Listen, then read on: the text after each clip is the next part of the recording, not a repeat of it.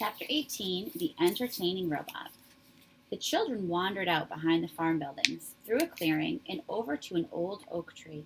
It was the same tree their father had climbed when he was a boy. Mr. Sharif's initials were carved into the bark, at the bottom of a long list of initials. For generations, all the Sharifs had carved their initials into that tree, going back to the ancestors who first built the farm. Someday, the children would add their initials to the list. Beneath the leafy branches was a scattering of acorns. Jad cleared a spot for himself, sat down, and pulled a small computer from his pocket, while Jaya climbed above. The siblings spent the afternoon there, lazing around the tree, until the robot marched past, carrying the big, heavy toolbox. "What you doing, Roz?" called Jad. The robot stopped. "The drone has crash-landed again," she said. "I am going to fix it again." "Do you need any help?" "I do not need any help." "I'm bored," said Jaya, her legs dangling above her brother's head. "Can you do something fun, Roz?" The robot put down her toolbox and said, "What would you like me to do?" "I don't know," said Jaya, thinking hard. "Can you do a backflip?" "Yes, I can do a backflip." A grin spread across the girl's face. "Roz, I order you to do a backflip." At that, Roz crouched and then leaped into the air, flipped backward, and gently landed on her feet. A perfect backflip. Jad put his computer away. Jaya jumped down from her branch. The children were impressed. "What else can you do?" said Jad. "Can you juggle?" "Yes, I can juggle." "I order you to juggle, some of these acorns." Roz walked to the tree, picked 3 large acorns from the ground, and began juggling them in perfect rhythm. Jaya studied the robot's movements and then began tossing acorns into the air as well. The first one went a little too high. The next one went a little too far, and soon they all went tumbling back into the grass. "Do you know any jokes?" said Jad. "Why did the chicken cross the road?" "Never mind," Jad scratched his head. "Can you tell us a story?" "What kind of story would you like to hear?" "A robot story," said Jad. "An animal story," said Jaya. "How about a robot and animal story?" said Roz. The children smiled at each other. Here they are on the tree.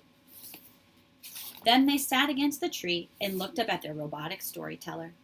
"Once upon a time, there was a robot who lived alone on an island," Roz began. "She spent her whole time wandering across mountains and forests and meadows. And then something terrible happened. Rocks fell and the robot tumbled off a cliff. She survived the fall, but sadly, the rocks killed 2 geese and smashed 4 of their eggs. The robot stood there, staring at the poor goose family, until she heard a tiny voice peeping from somewhere nearby. She followed the peeping voice and discovered a perfect goose egg sunk in the dirt.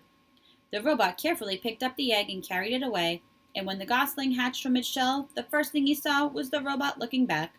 "Mama, Mama," he peeped. The gosling thought the robot was his mother, and from that day on, she was. The robot adopted the gosling as her son, and together they made a funny little happy family. The end.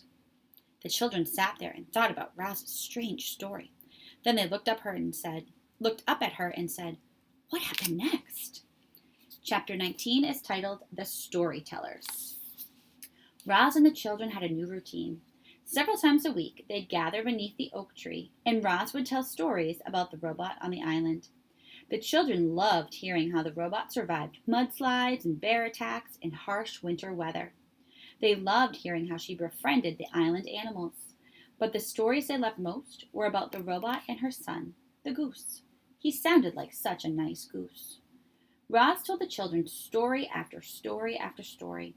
What she didn't tell them, what she couldn't tell them, was that the stories were true, and they were about her.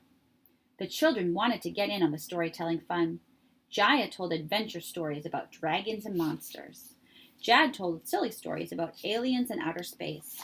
But as the children grew more comfortable with Roz, they began talking about their own lives. They talked about growing up way out in the country. They talked about their schoolmates and their friends and their family. They talked about how their parents used to work together around the farm, and how perfect everything was before the accident. In an instant, their lives were upended. Their mother was gone, and their father was injured. Mr. Sharif tried to keep the farm going by himself, but there was so much to do, and he was so weak now. The farm machines powered along, doing their jobs as usual, but they needed to be maintained and monitored.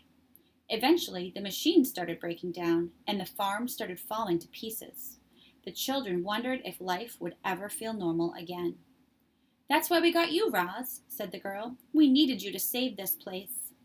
"And that's exactly what you're doing," said the boy with a smile. Chapter 20 is the wild animals. Wildlife can be very good for farmland. Insects pollinate the plants. Snakes eat the pests. The droppings of rodents and birds and every other animal act as a natural fertilizer.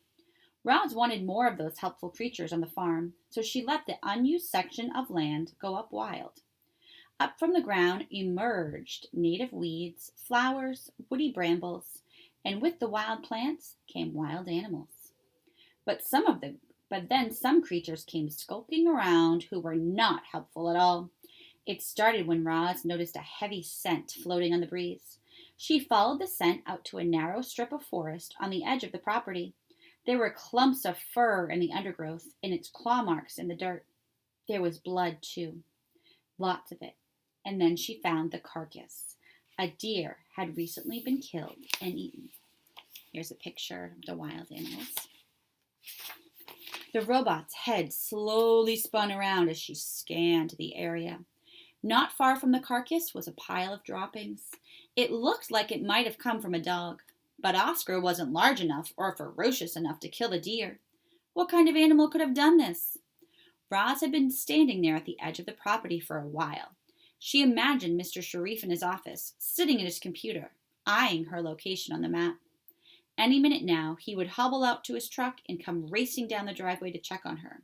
Roz didn't want to upset the man, so she left the carcass where it was and returned to her work.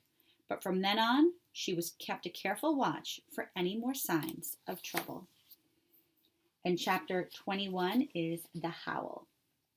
It wasn't long before Roz found more signs of trouble.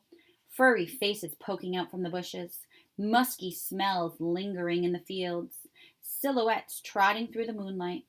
And then, one night, she heard it. The long, menacing howl of a wolf.